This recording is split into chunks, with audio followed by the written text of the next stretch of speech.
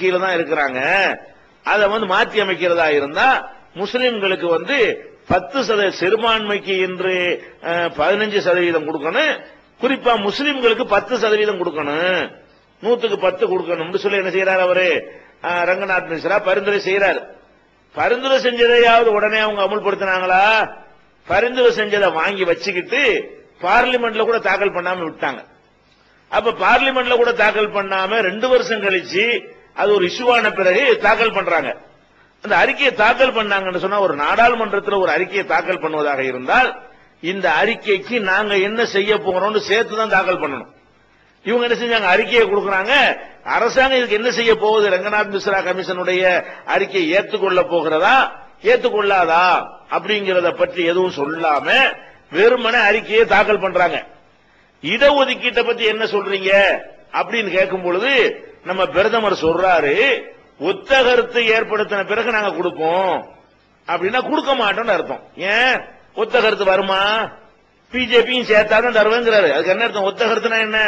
மகளிர் மசோதாவுக்கு பிஜேபி ஒத்த கருத்து வந்துருச்சுல, அது மாதிரி முஸ்லிம்களுக்கு கொடுக்கறதுக்கு ஒத்த கருத்துக்கு வருமா? வராது. அவர் என்ன செய்யறாருன்னா, ஒத்த கருத்து வந்த பிறகு கொடுப்போம் அப்படின்னா என்ன அர்த்தம்? பிஜேபி காரன் உங்களுக்கு தர வேணாம்னு சொல்லுவான், அதனால நாங்க தரமாட்டோம். என்னைக்கு பிஜேபி காரனும் உங்களுக்கு தருவதை ஒத்துக்கொள்வானோ அப்பதான் நாங்க தருவோம் என்று சொல்லி தரமாட்டோம் என்பதை முதல்ல கருணாநிதி சொன்னார்ல, தரமாட்டோங்கிற தருவோங்கிற மாதிரி 69 இடஒதுக்கீட்டுக்கான வழக்கு நீதிமன்றத்தில் இருக்கிறது. அது தீர்ப்பளிச்ச பிறகுதான் நான் தருவேன்னு சொன்னார். தரமாட்டேங்கிறது வேற வார்த்தையில சொன்னார். பிறகு அது மாத்தி தந்துட்டார். இவங்களும் என்ன செய்யறாங்க, அதே ஸ்டைல்ல எல்லாருடைய கருத்தும் ஒன்னா வந்த பிறகு நாங்க உங்களுக்கு தருவோம். அப்ப ரங்கநாத் மிஸ்ராவுடைய அறிக்கையை குப்பையில போட்டோம், இப்போதைக்கு முடிச்சுட்டாங்க கதையை. நம்ம என்ன கேட்கிறோம், நீ வழி அந்த அறிக்கையை கொடுத்த, இடஒதுக்கீடு தருவதாக அறிக்கை கொடுத்தது என்ன? காங்கிரஸ் தேர்தல் அறிக்கை தான் கொடுத்துச்சு. நீ தான் அந்த கமிஷனை அமைச்ச, அந்த கமிஷன் பரிந்துரையும் கொடுத்துச்சு. பரிந்துரையை வாங்கி வச்சுக்கிட்டு எல்லாரும் சொன்ன பிறகு கொடுப்பேன்னா இது கமிஷன் எதுக்கு? எல்லாரும் சொன்ன பிறகு தரக்கூடிய ஒரு காரியத்தை நீ தேர்தல் அறிக்கையில சொன்ன. அப்ப இது பயங்கரமா நமக்கு தொடர்ச்சியாக ஆதியிலிருந்து நேரு காலத்துல இருந்து காங்கிரஸ் செஞ்ச துரோகம் அளவுக்கு யாரும் செஞ்சது கிடையாது. ஆனா நம்ம என்ன செய்யறோம், பிஜேபி இந்துத்துவ RSS வந்துடக்கூடாது, ஜனசங்கம் அப்போதைக்கு ஜனசங்கம் வந்துடக்கூடாது அப்படின்னு அவங்கள பயங்காட்டியே நம்மள ஓட்டு வாங்குறாங்களே தவிர நமக்கு ஏதாவது செஞ்சு ஓட்டு வாங்கினான்னு ஒண்ணும் கிடையாது. இவ்வளவு காலம் இருந்ததுக்கு நம்மளுக்கு நம்ம செஞ்சது என்ன? ஒண்ணும் செய்ய கிடையாது. அப்ப இந்த மாதிரி மத்திய அரசாங்கத்தில் இருந்து நம்மள ஜீரோவாக்கி மொட்டை அடிச்சது யாருன்னு கேட்டா இந்த காங்கிரஸ் தான். அப்ப இந்த காங்கிரசுக்கு கடைசி எச்சரிக்கையாக இருக்கிற வகையில அடுத்து வரக்கூடிய தேர்தல்கள்ல முஸ்லீம்களுடைய ஆதரவு இடஒதுக்கீடுக்கு தரலன்னா கிடைக்காது. அது பிஜேபிக்கு போனாலும் போயிட்டு போகுதுங்கிற லெவலுக்கு நம்ம வந்தா தான் இவங்களுக்கு பாட அதை காட்டி பயங்காட்ட பாக்குறான். பிஜேபிக்கு போயிடும் அதனால எனக்கு போடுங்க, அவங்களுக்கு ஒண்ணும் தரமாட்டோம், ஆனா பிஜேபி வரக்கூடாது அதுக்காக எனக்கு போடுங்கடா. இது ஒரு வாதமா? அந்த அளவுல தான் முஸ்லீம்களை கணக்கிட்டு வைத்திருக்கிறார்கள். அப்ப நம்முடைய கோபத்தை வெளிப்படுத்தி காட்டணும், கோரிக்கையை வலிமையா காட்டணும் என்பதற்காகத்தான் இந்த பேரணிக்கு நம்ம அழைப்பு செஞ்சிருக்கிறோம். இந்த மிஸ்ராவுடைய கமிஷனை பொறுத்த வரைக்கும் அவர் என்னென்ன சொல்றாருங்கிறத சில உங்களுக்கு தகவலுக்காக நான் சொல்றேன். இந்த ரங்கநாத் மிஸ்ராங்கிறவர் அவர் இந்தியாவுடைய சுப்ரீம் கோர்ட்ல தலைமை நீதிபதியா இருந்தவர், சாதாரண ஒரு ஆள் இல்ல.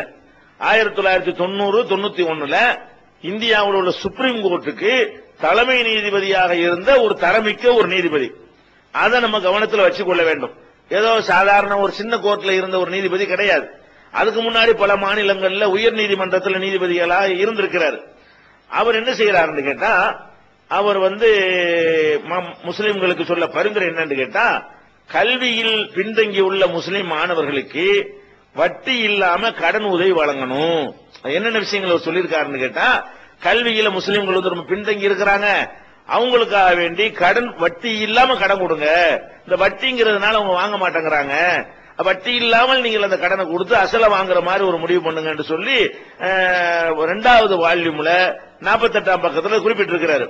அதே மாதிரி சொந்த வீடு இல்லாத ஏழை முஸ்லிம்களுக்கு இலவசமாக வீடு கட்டி தர வேண்டும் அப்படின்னு கேட்கிறாரு. அப்ப சொந்த வீடு இல்லாம இருக்கிற ஏழை முஸ்லிமுக்கு 2 விஷயத்தை ஒரு குறிப்பிடுறாரு. சொந்த வீடு இல்லாத எல்லாருக்கும் கொடுக்க சொல்லல, சொந்த வீடு இல்லாத ஏழையாவும் இருக்கக்கூடிய முஸ்லிம்களுக்கு இலவசமா வீடு கட்டி தரணும். ஏன்னா மாநிலங்களில் இலவச வீடு கட்டித்தருதல் என்பது நடைமுறையில் இருக்குது. அந்த புறம் சமத்துவபுரம் அந்த புறம் அந்த புறம் குடிசை மாற்று வாரியம் கட்டதான் செய்யறாங்க. அதுல முஸ்லீம் கிடைக்கிறது கிடையாது. அப்ப எல்லாரும் கொடுக்குறீங்கள, அப்ப முஸ்லிமை பிரத்யேகமா கவனத்துல கொண்டு அவனை தேர்ந்தெடுத்து நீ அவனுக்கு கொடுக்க வேண்டும் என்று சொல்லி 2வது வால்யூம்ல 49வது பக்கத்துல சொல்றாரு. அதே மாதிரி தமிழக முஸ்லிம்களுடைய நிலைமையை பற்றி அவர் என்ன செய்யறாரு, குறிப்பிடுறாரு. தமிழகத்துல முஸ்லிம்களுடைய கல்வி அறிவு எப்படி இருக்குன்னு கேட்டா, ஆண்கள்ல எழுதவும் படிக்கவும் தெரிஞ்சவங்க 82% தான். 18 பேருக்கு எழுதவே தெரியாது, படிக்கவே தெரியாது, பட்டப்படிப்பு சொல்லல. பெண்கள்ல எழுத படிக்க தெரிஞ்சவங்க 76% தான் இருக்கிறாங்க. 1ஆம் வகுப்புல இருந்து 10ஆம் வகுப்புக்கு செல்வதற்குள்ள 46% படிப்பை விட்டுறாங்க. 100 முஸ்லீம் மாணவர்கள் படிச்சாங்கன்னா 1ஆம் கிளாஸ்ல 100 முஸ்லீம் இருப்பான், 10ஆம் கிளாஸுக்கு போனா 46 தான் இருப்பான். அப்ப நான் 54 தான் இருப்பான். 46 பேர் அந்த படிப்பை கட் பண்ணிடுறாங்க. இந்த மாதிரி என்ன செய்யறாரு, நிறைய சொல்றாரு. அதே மாதிரி வறுமை கோட்டு கீழே 21% முஸ்லீம்கள் இருக்கிறாங்க. 100க்கு 20 முஸ்லீம் என்ன இருக்கிறான், வறுமை கோட்டு கீழே இருக்கிறான். அதாவது 5ல் 1 முஸ்லீம், 21%னா 5ல் 1 முஸ்லீம் இந்த நிலையில் இருக்கிறான்னு சொல்லி வர்றாரு. அப்ப இதுல அவர் என்ன இந்த மாதிரி சொல்லிட்டு என்ன செய்யறாருன்னு கேட்டா, மக்கள் தொகை கணக்கெடுப்ப 2001 உள்ள கணக்கெடுப்பை எல்லாம் எடுத்து காட்டுறாரு.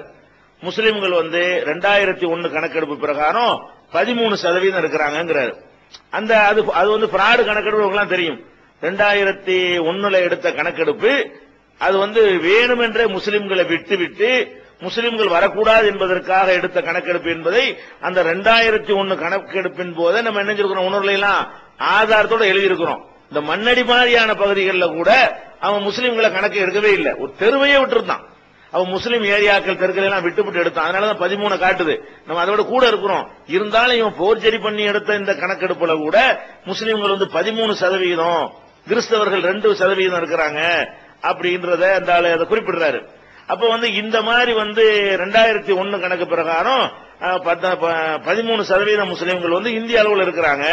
13% இருக்கிறவங்களுக்கு நீங்க 10% கொடுங்கன்னு தான் கேட்கிறாரு. சதவீதத்தை விட குறைவா தான் என்ன செய்யறாரு, கொடுக்க சொல்றாரு. இப்படி எல்லாத்தையுமே பண்ணிட்டு இதான் அவருடைய பரிந்துரை. அந்த பரிந்துரை இடஒதுக்கீடு சம்பந்தமா அவர் என்ன சொல்றாருன்னு கேட்டா, இந்திய அரசியல் அமைப்பு சட்டம் விதி 16/4 விதி பிரகாரம் சிறுபான்மையினருக்கு 15% இடஒதுக்கீடு கொடுக்க வேண்டும். அதாவது அவர் சும்மா குருட்டாம்போக்குல சட்டத்துக்கு விரோதமா சொல்லல. அரசியல் சாசனத்தெல்லாம் கரைச்சு குடிச்சவர், ஜட்ஜா இருந்த சுப்ரீம் கோர்ட்டுடைய தலைமை நீதிபதியா இருந்தவர். ஆந்திராவில் இருந்த மாதிரி இந்த காவி சிந்தனை படைத்தவர் அவர் கிடையாது.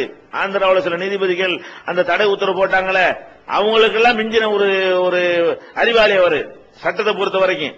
அவர் என்ன செய்யறாரு, 16 என்ன இருக்குன்னா, ஒரு சமுதாயம் பின்தங்கி இருக்கிறார்கள் என்று தெரிய வந்தால் அவங்களை முன்னேற்றுவதற்காக சிறப்பு சட்டங்கள் சிறப்பு சலுகைகள் கொடுப்பது மாநில அரசுக்குள்ள அதிகாரத்தை தடுக்க இயலாது அப்படின்னு அதை அந்த விதி சொல்லுது.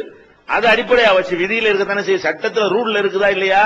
அதனால நீ 15% கொடுக்க வேண்டும், அதில் 10% முஸ்லிம்களுக்கு கொடுக்க வேண்டும்.